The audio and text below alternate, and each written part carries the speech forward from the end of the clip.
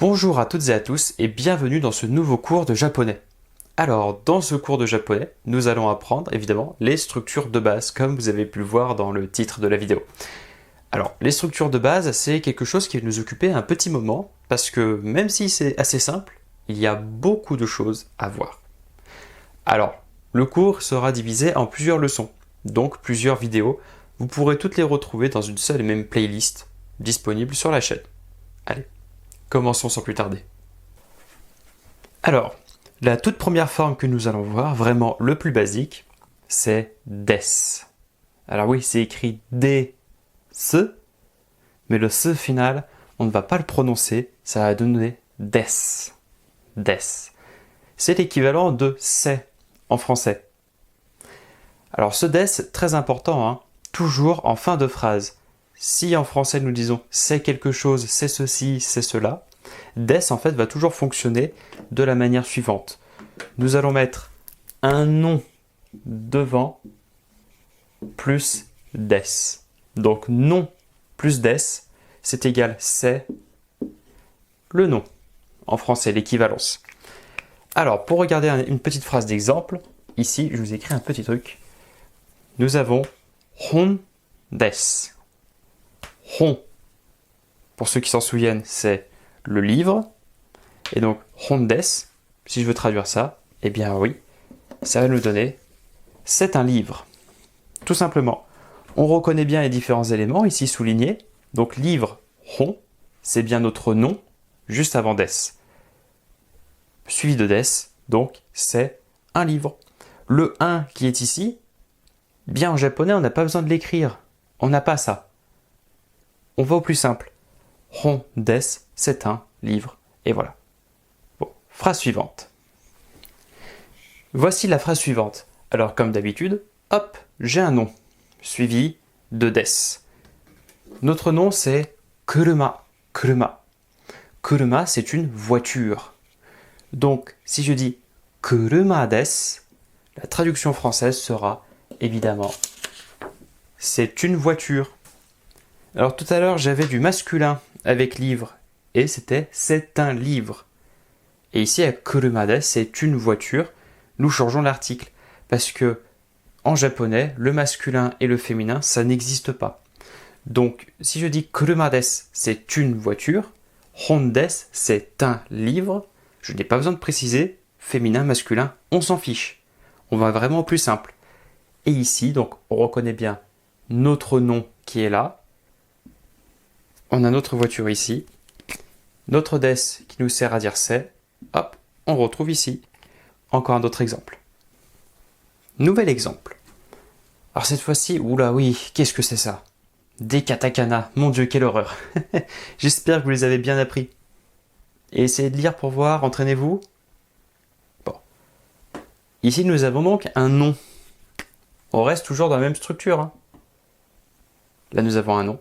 Et dans la deuxième phrase aussi, nous avons un nom. Celui-là est peut-être plus facile. Hein. En hiragana. Watashi. Watashi. Et ici, c'est écrit saruman. Saruman. Saruman desu. Ça veut dire... Eh oui, c'est Saruman. Parce que nom plus des, ça peut aussi fonctionner avec des prénoms ou des noms, tout comme avec watashi, qui est un pronom personnel de la première personne du singulier. Donc, watashi desu, c'est bien pour dire c'est moi, et Saruman desu, c'est bien pour dire c'est Saruman. Ici, nous avons bien notre des pour dire c'est. Là aussi, notre des pour dire c'est. Donc, on peut mettre des pronoms personnels, c'est pas dérangeant. On peut mettre des noms, des prénoms. On peut mettre ce qu'on veut devant des. Bon, sauf des adjectifs, des verbes, etc. On le verra après. Mais tout ce qui est nom basique, on peut mettre nom plus des et ça voudra dire c'est quelque chose. Simple japonais, non? Bon. Ça, c'est valable pour la forme affirmative. Maintenant, nous allons voir la forme négative de des. Voici la forme négative de des. Ça fonctionnera pareil que des, c'est-à-dire que nous avons un nom suivi de la forme négative. Forme négative qui est beaucoup plus longue que des. Nous avons des, wa. Attention, Ce kana s'écrit ha, mais il va se prononcer wa. De wa arimasen. Ce wa, pourquoi est-ce qu'il se prononce wa et pas ha? Parce que c'est une particule grammaticale. Bon, pour l'instant, nous ne connaissons pas encore les particules grammaticales, mais nous allons le voir juste après. Donc, de wa arimasen, c'est la forme négative de des. Donc, on fait pareil. Au lieu de dire c'est quelque chose, ça voudra dire ce n'est pas quelque chose. Donc, dans cette phrase, neko de wa arimasen, neko de wa arimasen. Bon, neko, je pense que vous l'avez tous. Ça veut donc dire ce n'est pas un chat. Ce n'est pas un chat, se dira donc en japonais neko de wa arimasen. Et comme pour tout à l'heure, nous pouvons très bien mettre des noms, des prénoms ou bien des pronoms personnels. Ici, j'ai Yamamura-san de wa arimasen. Alors, le petit san qui est ici, tout à l'heure, on ne l'avait pas. Est-ce que vous savez à quoi ça sert? Ce san ici, c'est ce qu'on appelle un suffixe honorifique. C'est-à-dire qu'on va le mettre derrière un nom, d'où le nom suffixe, et le san est là pour montrer du respect envers Yamamura. Si je connais très bien ce monsieur Yamamura, je pourrais dire Yamamura de wa arimasen. Ce n'est pas Yamamura. Mais si je dois faire preuve de respect envers Yamamura, alors je vais rajouter le petit san derrière. Donc, Yamamura-san de wa arimasen. Ce san, on peut le traduire en français par monsieur, ou on peut ne pas le traduire. Ça dépendra des contextes. Donc, cette nouvelle phrase veut donc dire ce n'est pas Yamamura.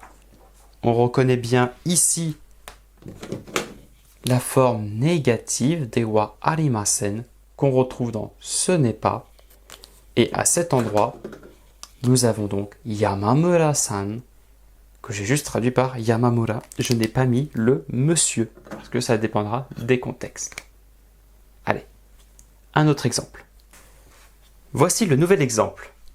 Alors là, il y a quelque chose qui change. Ici, je n'ai plus dewa arimasen, j'ai dewa nai. Et ici, je n'ai plus des, mais da. Parce qu'en japonais, eh bien, nous faisons la différence entre un énoncé au niveau poli et un énoncé au niveau familier. La forme longue que nous avons vue, dewa arimasen, c'est poli. La forme dewa nai, c'est familier. Donc, la plupart du temps, quand une forme est plus longue, ça veut dire qu'elle est plus polie que la forme qui est plus courte. Comme lorsque nous aurons plusieurs mots pour dire une seule et même chose, si le mot possède deux kanji, il sera plus poli que le mot qui en possédera qu'un seul. Et da, c'est la forme familière de des. Donc da, c'est familier, des, c'est poli. Dewa nai, c'est familier, dewa arimasen, c'est poli. Alors, il y aura d'autres formes familières, il y en a plein. On peut faire des contractions, etc. Nous le verrons juste après. Alors, qu'est-ce qui est raconté dans cette phrase? Alors ça, c'est en deux temps.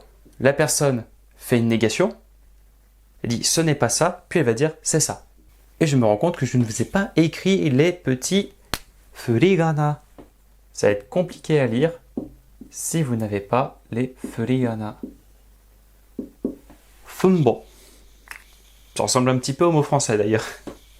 Alors, nous avons quelqu'un qui va dire ma i n mine de wa nai.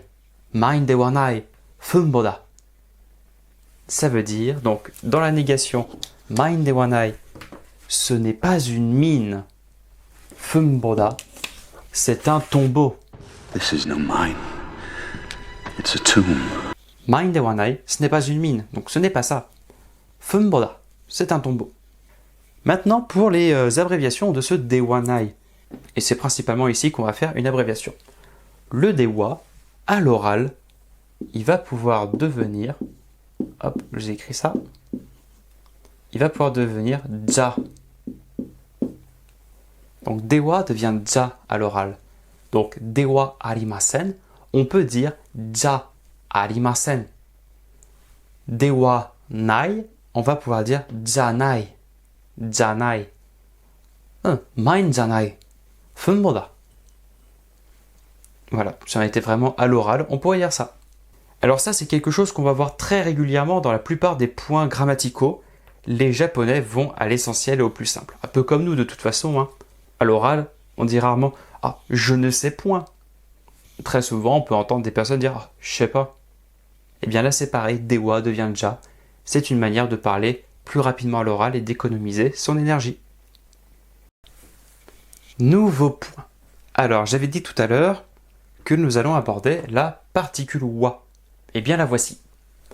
La particule. Alors déjà, que sont les particules grammaticales? En français, l'ordre des mots dans une phrase nous permet d'indiquer ce à quoi sert le mot dans la phrase. En japonais, ce n'est pas le cas.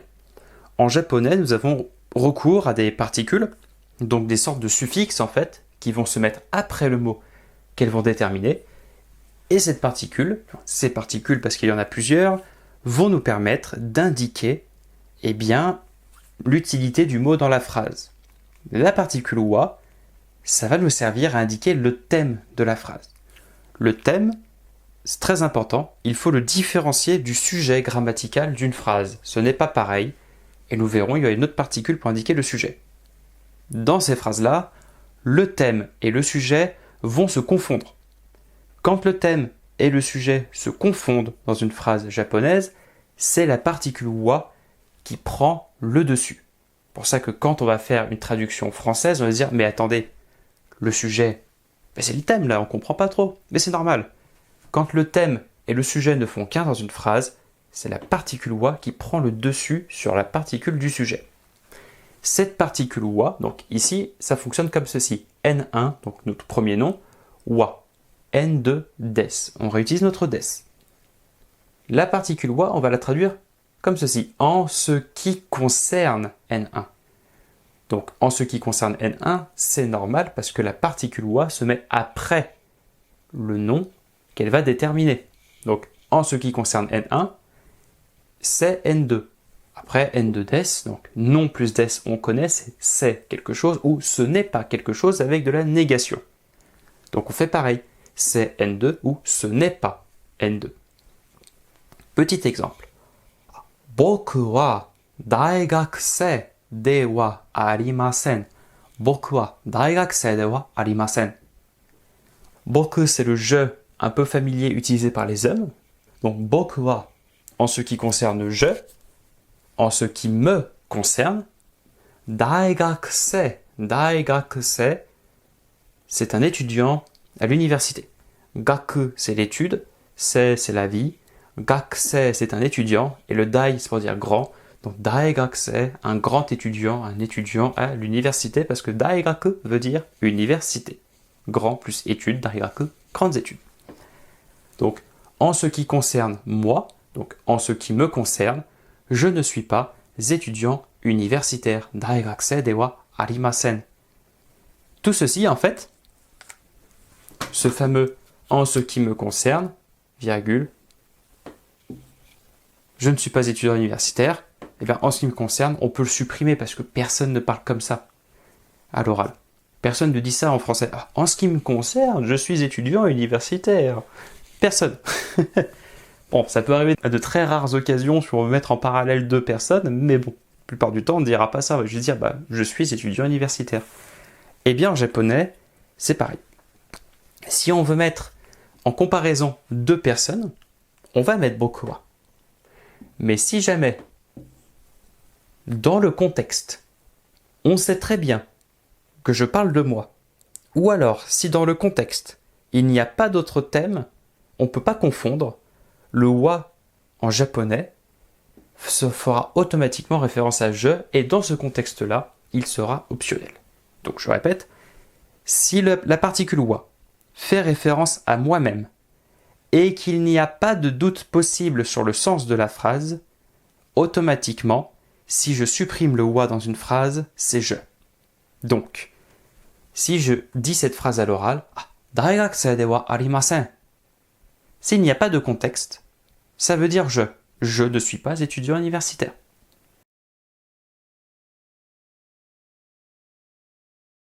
Prenons un nouvel exemple. Nous avons donc Watashi wa Yamada desu. Watashi wa Yamada desu. Donc, je suis Yamada. En ce qui concerne moi, watashi wa, en ce qui concerne je, Yamada desu, c'est Yamada. Ça, c'est pour la traduction littérale. Bon, personne ne fait ça. Watashi wa Yamada desu. C'est pour dire je suis Yamada, je m'appelle Yamada. Bon. Mais attention, en japonais, il y a quelque chose qui est très bizarre pour les apprenants, pour les débutants, parce que quand on parle de nous, en français, on a l'habitude de dire je suis, je m'appelle, j'ai tel âge, etc. En japonais, on ne va pas le faire. Vous voyez, ça se watashi wa.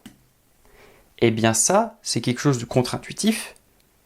On va éviter le plus possible de le mettre. Quand vous allez parler de vous en japonais, imaginons, je ne sais pas, vous voulez dire je m'appelle Yamada, j'ai 85 ans, j'ai 3 chats, j'ai 2 chiens, je vis à tel endroit, j'ai une petite sœur, j'ai des grands-parents, enfin bref. Dès que vous voulez parler de vous, eh bien, il ne faudra pas mettre watashi wa, watashi wa, watashi wa, watashi wa, watashi wa au début de chacune de vos phrases. Parce que, en japonais, si tout ça est supprimé, watashi wa, si on le supprime, eh bien automatiquement, si dans le contexte on ne peut confondre avec rien d'autre, ça veut dire je. Comment ça? Eh bien, imaginons que ma phrase, je la continue. Je dis d'abord, hop, je vous efface ceci pour ne pas vous embrouiller pour l'instant. Si je dis watashi wa Yamada desu.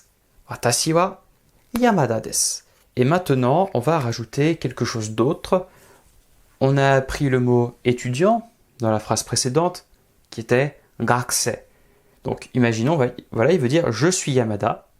Et ensuite, il va dire je suis étudiant. Et là, il fait donc watashi wa Yamada desu. Gakusei desu.